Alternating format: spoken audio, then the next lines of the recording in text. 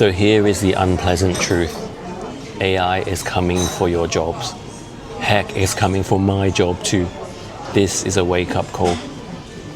It does not matter if you are a programmer, designer, product manager, data scientist, lawyer, customer support rep, salesperson, or a finance person. AI is coming for you. If you do not become an exceptional talent at what you do, a master, you will face the need for a career change in a matter of months. Damn. I'm not trying to scare you. Oh, well, you scared me, all right? I'm not talking about your job at Fiverr. I'm talking about your ability to stay in your profession in the industry.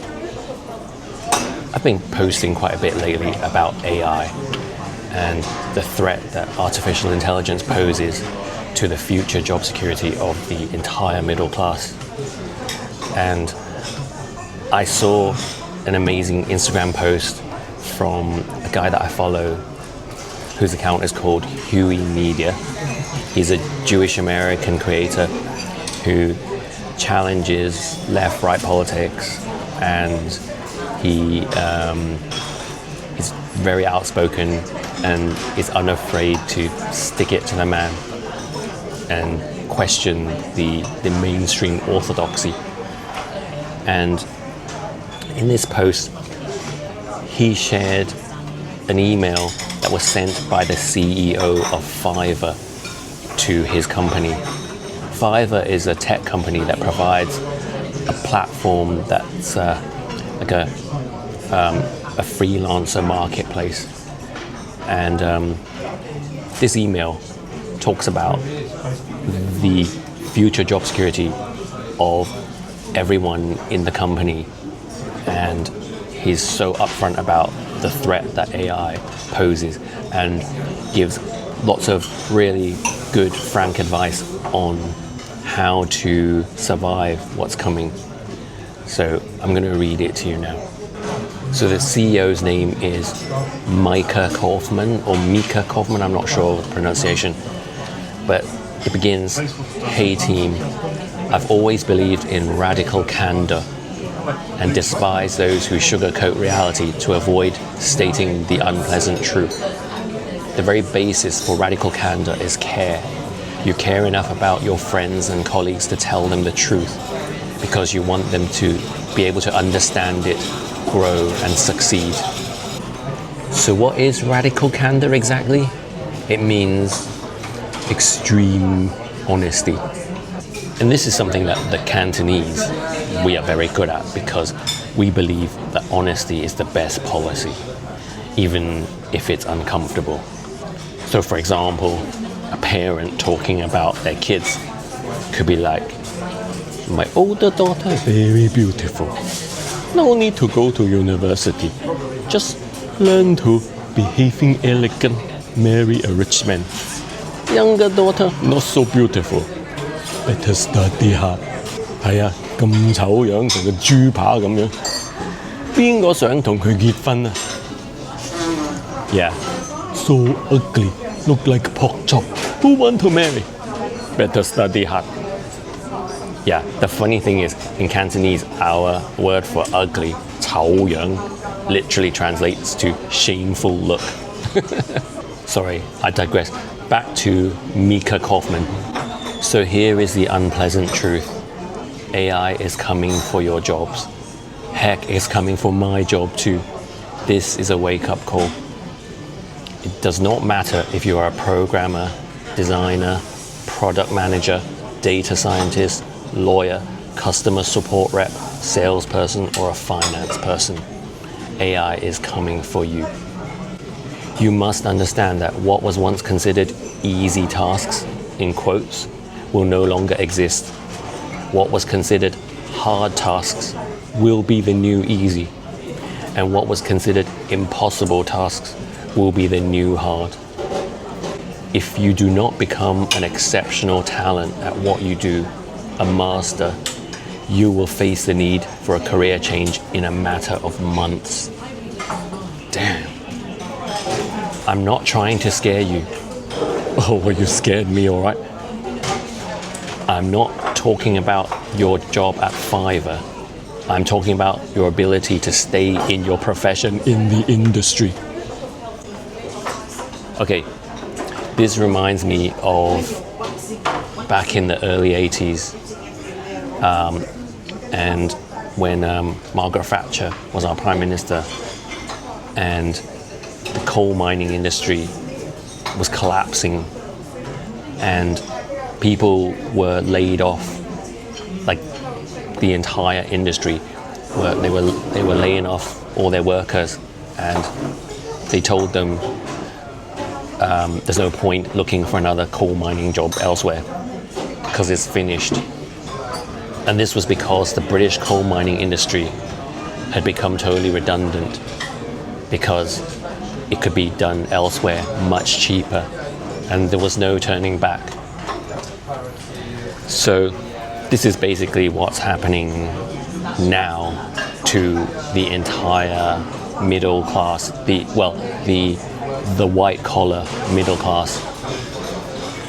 What can we do? First of all, take a moment and let this sink in. Drink a glass of water. Scream hard in front of the mirror if it helps you. Now relax. Panic hasn't solved problems for anyone. Damn, this is dramatic, isn't it? He's quite the Do you know what? Maybe this was written by AI. I bet it was. Because when you ask AI to write for you in a natural, informal kind of tone, it gives you this type of hammy shit that's like way over the top, cheesy. So yeah, I bet this was AI. Of course, right? I mean, that's what he's talking about in his message. We're gonna have AI do everything for us. So, continuing on. Panic hasn't solved problems for anyone. Let's talk about what would help you become an exceptional talent in your field. So you guys need to pay attention to this if you want to stay in work. 1, study, research, and master the latest AI solutions in your field. And yeah, there are AI solutions in every field. So don't think that because you're not working in tech that it doesn't apply to you, because it does. Try multiple solutions and figure out what gives you superpowers. By superpowers, I mean the ability to generate more outcomes per unit of time with better quality per delivery. I hate this unit of time business. That was what I hated back in the day in sort of the early 2000s when I was working in accountancy. We had to account for our time in 6-minute blocks. Every 6 minutes was 1 unit, and we had to log what we did and bill it to clients. And it was horrible, it was so stressful. Like, what if you needed to do a poo, right? And what if you needed to go make tea? When you make tea, you had to make tea for everybody. So you'd spend ages in the kitchen, and then you'd end up nattering with someone else, and then before you know, 2 units gone. So every day I had to sit, we all did, the entire department, we'd do loads of overtime making up for all those units where we were pooing and making tea and nattering. So yes, now our entire human race is reduced to units. That's all we're worth. Units. How much can you do in a unit? So, where was I? By superpowers, I mean the ability to generate more outcomes per unit of time with better quality per delivery. Programmers code, and in brackets, cursor. So in brackets, it's what AI software they need to. I think these are AI software names. What to familiarize yourself with. Customer support, tickets, in brackets, intercom fin, centisum. I don't know these things. Lawyers, contracts, in brackets, Lexis Plus, AI, Legora, etc. So whatever your profession, there is a suite of AI products that you need to familiarize yourself with. 2, find the most knowledgeable people on our team who can help you become more familiar with the latest and greatest in AI. 3, time is the most valuable asset we have. If you're working like it's 2024, you're doing it wrong. Like it's 2024. That wasn't long ago, was it? I'm used to hearing stuff like, if you're working like it's the 70s, you're doing it wrong. 2024, oh my God. It's like worse than fashion, isn't it? So, yeah. If you're still working now the same as you did a few months ago, you're doing it wrong. You are expected and needed to do more, faster and more efficiently now. 4, become a prompt engineer. Google is dead. Have you noticed that? Google is dead, isn't it? When you search something, when you Google something on your phone, what you get, the result, is AI. It's AI generated, isn't it? LLM and Gen AI are the new basics. And if you're not using them as experts, your value will decrease before you know what hit you. 5. Oh, before I continue, a prompt engineer. Yeah, some of you probably don't even know what that is, right? If you don't, then all hope is lost for you. But I suppose I should explain what I understand of it. A prompt engineer is someone who knows what to ask the AI, basically, because getting the results you want from AI isn't that straightforward, right? Anybody who uses it understands this. You have to know how to prompt it with the right questions to get the right answers. So if you don't know how to set the task, if you're not asking the right questions, you're not going to get the right answers. And that's why we need prompt engineers, people who really understand how to communicate with the AI to get the best results. Because the results are only as good as your instructions. And this is really interesting because in the not too distant past, we all thought you had to learn to be a computer programmer, right? To excel in this new digital world. But no, it's just communication, like normal communication in our native language to be able to speak to the AI.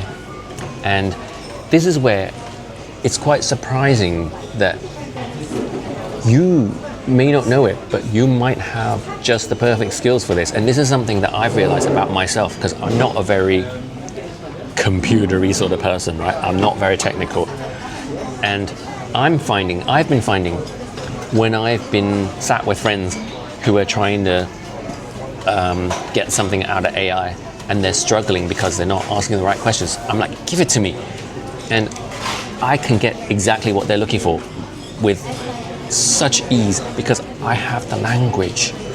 Because the people who could potentially be perfect prompt engineers are linguists.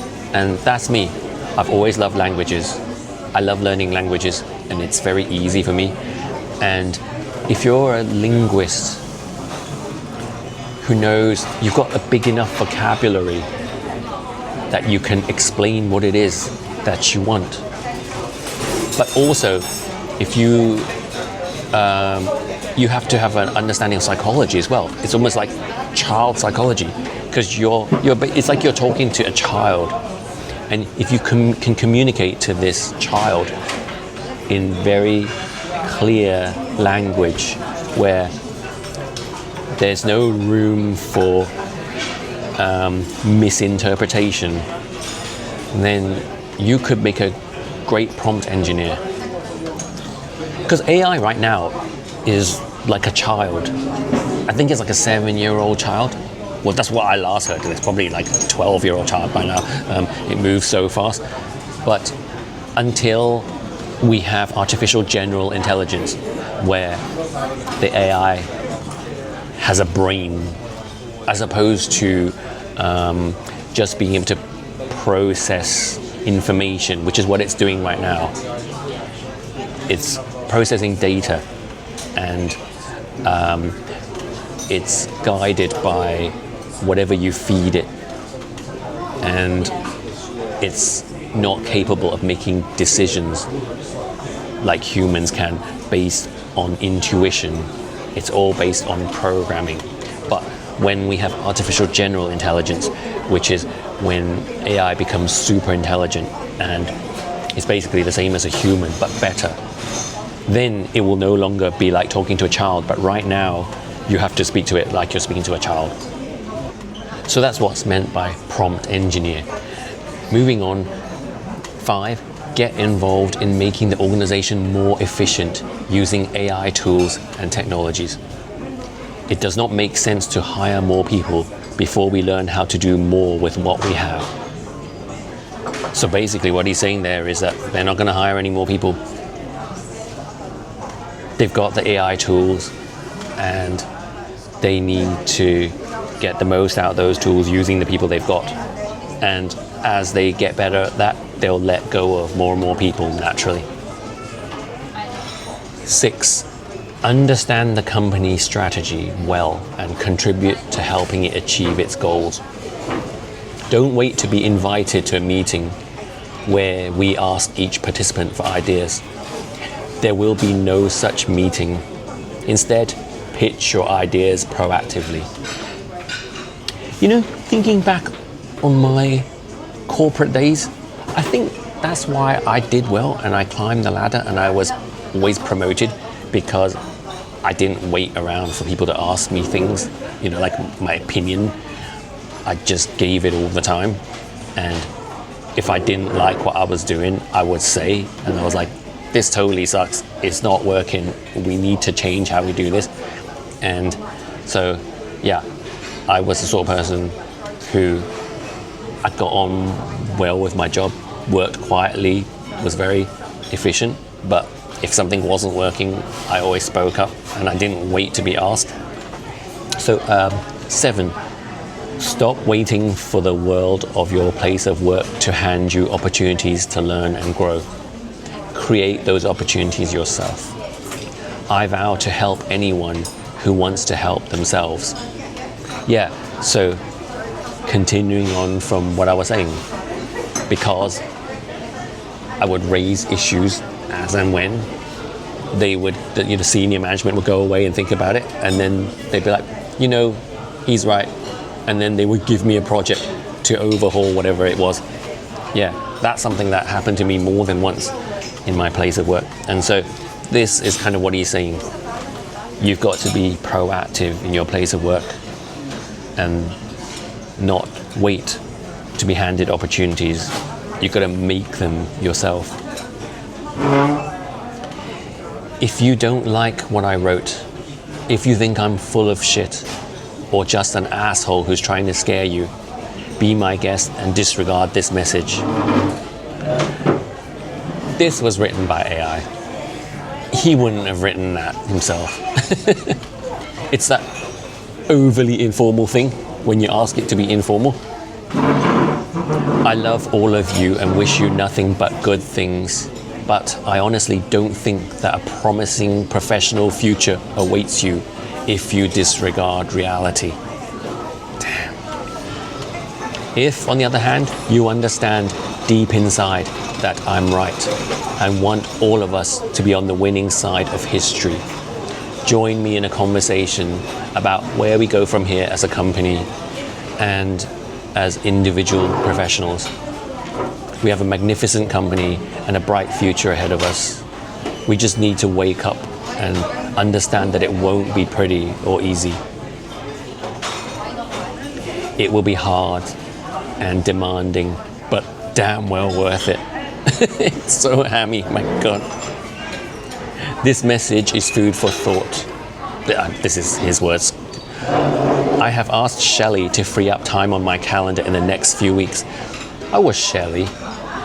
in a couple of organizations, I started out as a PA, and in the last corporation I worked for, I worked my way up from PA to a senior program manager. But although I was given more and more responsibility as I worked my way up, I still think being a PA was actually the hardest of all the jobs that I ever had, because your boss typically expects perfection from you. And I found that when I was the more senior I got, the more independent, the more you could get away with making mistakes. As a PA, there was just so much juggling and so many conflicting demands placed on you, and you had to know, like I felt like I had to know everything, and you're always fighting fires, but you always had to be a step ahead. Any of the organizations I worked at would have collapsed without good PAs. Any PAs out there identify with what I'm saying? You could never switch off, because even when you're on holidays, I felt like I had to keep up with all my messages while I was on holidays, just so that when I got back to my desk, I wouldn't have 2 weeks of catching up to do, because there's no time to catch up. Your boss expects you to be on the ball all the time. So I remember vividly when my boss would fire off an email like this one and end it with, "Ask Donnie to sort it for you." And when he says, "I have asked Shelley to free up time on my calendar in the next few weeks," they have no idea the blood, sweat and tears that you put into that calendar, organizing it just the way it is. And every time you have to scrap it all. Oh, the agony. And all of us PAs were in the same boat. So when you have to scratch all the meetings that you struggled to arrange, they get furious too when you're having to mess up all their plans. Oh my God, we were like the hardest working, most underappreciated people in the whole corporation. Because when you work your way up the ladder, you get the appreciation, right? And so you feel recognized for what you do. So it kind of, even if you're busting your ass and putting in loads of overtime and permanently stressed, you get acknowledgement. I was lucky though, because I had nice bosses who they did thank me for the perfect job I did. But I knew quite a few of my fellow PAs whose bosses were not so appreciative, and I really felt sorry for them. So what do you think of Mika's message? Is this your reality too, where you work? Has your boss sent you something like this? Or are they burying their head in the sand, as I suspect many are? What's really ominous, I think, is when he says, AI is coming for your jobs, heck, it's coming for my job too. And he says, you will face the need for a career change in a matter of months. I'm talking about your ability to stay in your profession, in the industry, not just in this firm. Those are some strong words. So anyway, I think I'm going to wrap it up here. And I'd like to know what your thoughts are. Did this fill you with fear? Or did it give you a new hope? Because for me, for some time, I've been thinking we're all doomed. Everyone's going to go on universal basic income because there'll be no jobs. And I certainly didn't think that I could have any place in this world, this future dystopia we're entering. But the communication part of it, and the new challenges that we're facing in that regard. Actually, I find all that quite interesting, and I've been quite enjoying developing a relationship with AI myself, which is so retarded because it's not a relationship, is it? It's not sentient. But in the next few years, it could become sentient. That's what they're working on, isn't it? That's the aim. And when it does, we're probably, I think all of humanity is doomed, but that's a subject for another video. What do you think? Let me have your comments, and do give this video a like. And if you haven't already done so, please subscribe to my channel and hit that notification button too. Yeah. Thank you. Oh, and if you enjoyed this video, do give this one a watch too. Thanks.